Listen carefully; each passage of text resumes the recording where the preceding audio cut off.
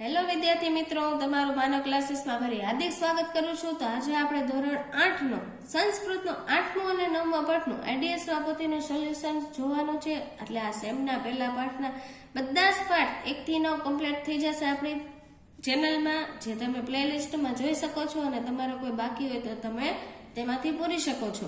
હવે આજે આપણે 8મો પાઠ પહેલા જોઈએ તો કે એનું પાઠનું નામ છે મમ દિનચર્યા. તો તમને પહેલો સમય આપેલો છે 4, એને શબ્દમાં લખવાનું છે ચતુર્વાદનમ, એને અંકમાં લખાય સંસ્કૃતમાં આ રીતે. પછી 3.5 છે તન્ને 30, તો સાર્ધ ત્રિવાદનમ. પછી 7 ને 15 તો કે સપાત સપ્તવાદનમ. 8 ને 45 તો કે ભાદોનઃ નવવાદનમ. 11 ને 10 તો કે દશાધિક એકાદશ. પછી 7 ને 55 તો કે પંચોનઃ અષ્ટવાદનમ. 2 ને 5 તો પંચાધિક દ્વિવાદનમ. હવે નીચે તમને ઘડિયાળના અંકો આપેલા છે, જે સમય દર્શાવેલો છે તમારે એને સંસ્કૃત શબ્દમાં લખવાનો છે. જો મેં દર્શાવી દીધેલો છે, તમે જોઈ શકો છો અને આમાંથી જોઈને લખી પણ શકો છો. હવે એની નીચે તમને એના વિકલ્પો પણ આપેલા છે, તે જોઈએ આપણે. ષડવાદનમ એટલે કેટલા વાગે? તો કે 6 વાગે. પછી પંચોન અષ્ટવાદનમ એટલે 7 ને 55. 3 ને 15 એટલે કેટલી થાય? તો કે સપાત ત્રિવાદનમ. 4 ને 45 એટલે કેટલા થાય? તો કે પાદોનઃ પંચવાદનમ. પ્રતિદિનમ એટલે શું થાય? તો કે દરરોજ. પછી દંતા ધાવતમ એટલે શું?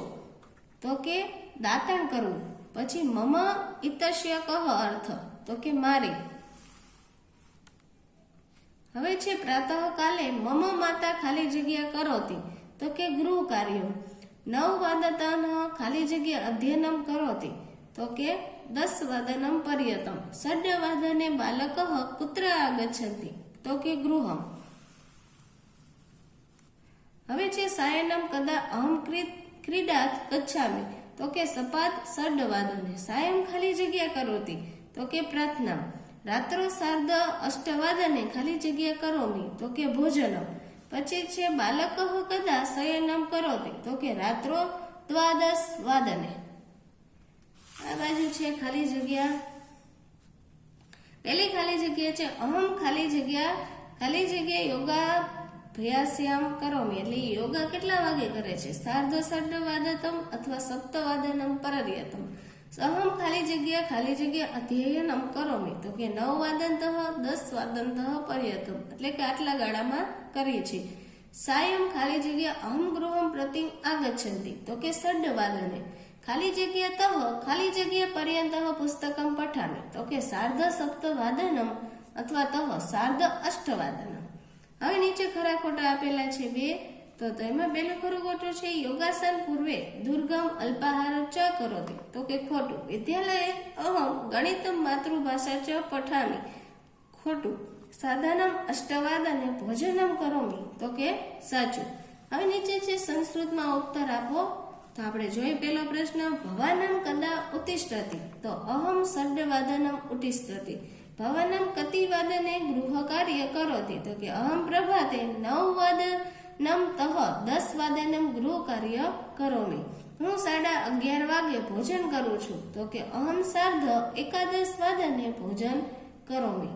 પછી ભવાનમ કદા વિદ્યાલયમ ગચ્છતિ, અહમ અપાદ દ્વાદશ વાદને વિદ્યાલય ગચ્છન્તિ. પછી છે ભવંતી કદા ક્રીડતી, તો કે સપા 6 વાદનતઃ સપા સપ્તવાદનતઃ પર્યતમ અહમ ક્રીડામિ. ભવાન કદા પ્રાર્થના કરોમી, તો કે અહમ સાયમ કાલે પ્રાર્થના કરોમી.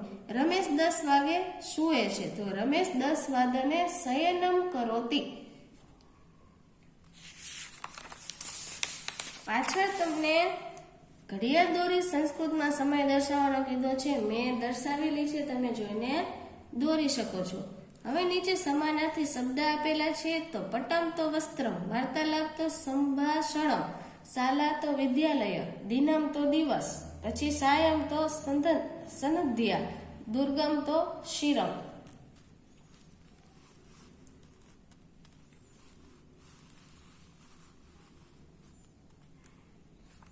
હવે તમને નીચેના રૂપો આપેલા છે જે તમે જોઈને એમાંથી કરી શકો છો. વર્તમાન કાળનું છે. વચન એટલે કે એક વચન અથવા બહુવચનમાં, અને પુરુષ એટલે કયો છે, ઉત્તમ કે દ્વિતીય વિભક્તિ વગેરે જોવાનું છે.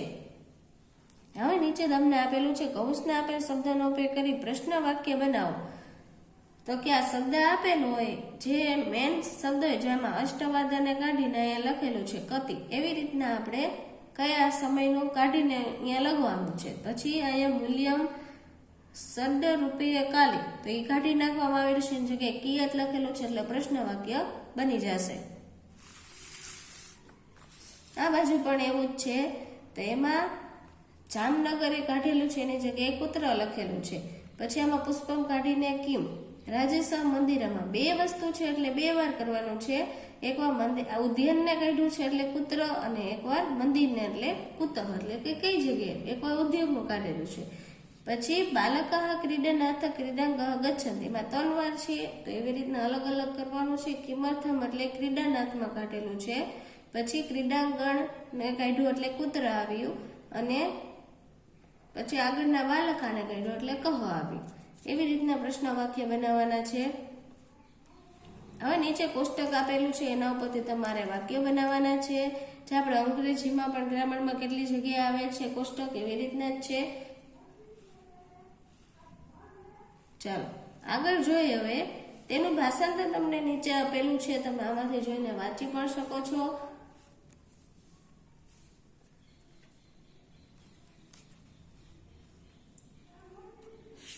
ચાલો હવે પાછા પણ હજી એક પેરેગ્રાફનું ભાષાંતર છે,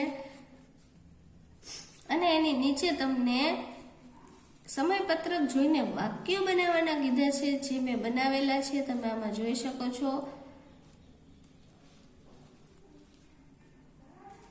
હવે હજી નીચે 5 બીજા વાક્ય બનાવવાના કીધા છે, તો એ પણ મેં બનાવી દીધેલા છે. તમે આમાંથી જોઈને વ્યવસ્થિત લખી શકો છો. આ પાઠ અહીં 8માં પૂરો થાય છે. હવે આપણે 9મા પાઠનું સોલ્યુશન જોવાનું છે. તો પેલું જોઈ, તો એનું પાઠનું નામ છે ભાષા સજ્જતા. તો જો પેલા વર્ણોના ઉચ્ચારણ સ્થાન લખવાના કીધા ક, ખ, ગ, ઘ, તો એટલે કંઠ્ય કહેવાય. પ, ફ, બ, ભ, મ ઓષ્ઠ, ટ, ઠ, ડ, ઢ તો મૂર્ધા. પછી એના વિકલ્પો આપેલા છે તમને. વિભક્તિઓના કેટલા પ્રકાર છે, તો કે 8. ક, ખ, ગ, ઘ વર્ણોનું ઉચ્ચારણ સ્થાન કયું છે, કંઠ્ય. પ, ફ, બ, ભ, મ વર્ણોનું ઉચ્ચારણ સ્થાન કયું છે, તો કે ઓષ્ઠ્ય.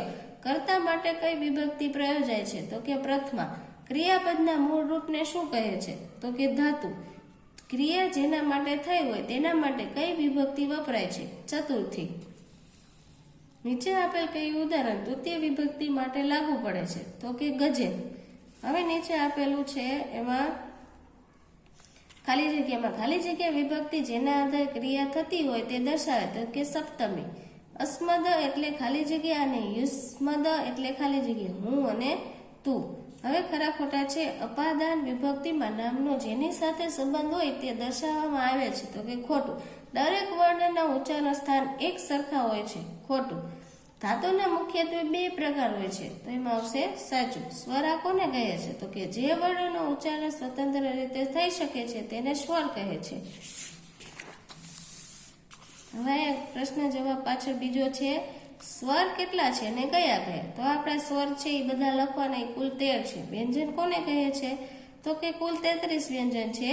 એના વ્યંજન ક, ખ, ગ ડોટ ડોટ કરેલું છે, એટલે કે ગિના સુધી. વાક્યમાં નામને ક્રિયાપદની સાથે સંબંધોથી જોડવાનું કામ કોણ કરે છે, તો કે સંબંધોથી જોડવાનું કામ વિભક્તિ કરે છે. રામ શબ્દ ષષ્ઠી વિભક્તિના રૂપો રામસ્ય, રામયો અને રામાણામ. સર્વનામ કોને કહેવામાં આવે છે, નામને કે સંજ્ઞાને બદલે વપરાતા શબ્દોને સર્વનામ કહે છે. ક્રિયાપદ કોને કહે છે, ઉદાહરણ આપો, તો કે જે પદ ક્રિયા થતી દર્શાવે તેને ક્રિયાપદ કહે છે. ઉદાહરણ તરીકે રમવું. હવે નીચે આપેલું છે ગુજરાતીમાં કેટલા પુરુષ છે, કયા કયા. તો ગુજરાતીમાં 3 પુરુષ છે, પહેલો પુરુષ, બીજો પુરુષ અને ત્રીજો પુરુષ. સંસ્કૃતમાં કેટલા અને કયા કયા પુરુષ છે, તો પહેલો ઉત્તમ પુરુષ, મધ્ય પુરુષ અને અન્ય પુરુષ. સંસ્કૃતમાં વચન કેટલા છે, કયા કયા, તો કે 3 વચન છે, એક વચન, દ્વિવચન અને બહુવચન. હવે છે ધાતુ કોને કહેવામાં આવે છે? ઉદાહરણ આપો તો કે ક્રિયાપદના મૂળ રૂપને ધાતુ કહેવામાં આવે છે. ઉદાહરણ તરીકે નમંતી ક્રિયાપદનું મૂળ રૂપ અર્થાત ધાતુ નમઃ છે. ધાતુના કેટલાક પ્રકાર છે, કયા કયા? તો કે 2 પ્રકાર છે, આત્મનેપદ અને પરસ્મેય પદ. હવે 13મામાં સંસ્કૃતમાં ધાતુના ગણ કોને કહે છે તે મેં દર્શાવેલો છે. 14મો પ્રશ્ન પર છે, તમે જોઈ શકો છો.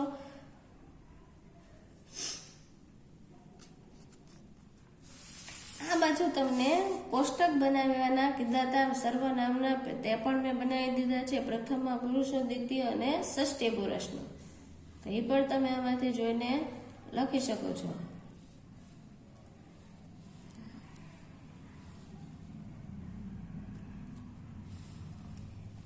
નીચે આપેલા વાક્યમાંથી નામપદ અને ક્રિયાપદ શોધવાના છે. પ્રશ્ન નંબર 10માં તો નામપદ એટલે જે આગળ નામ તરીકે ઉપયોગમાં થયેલા હોય તે, અને પાછળ ક્રિયા દર્શાવેલી છે તે ક્રિયાપદ કહેવાય છે.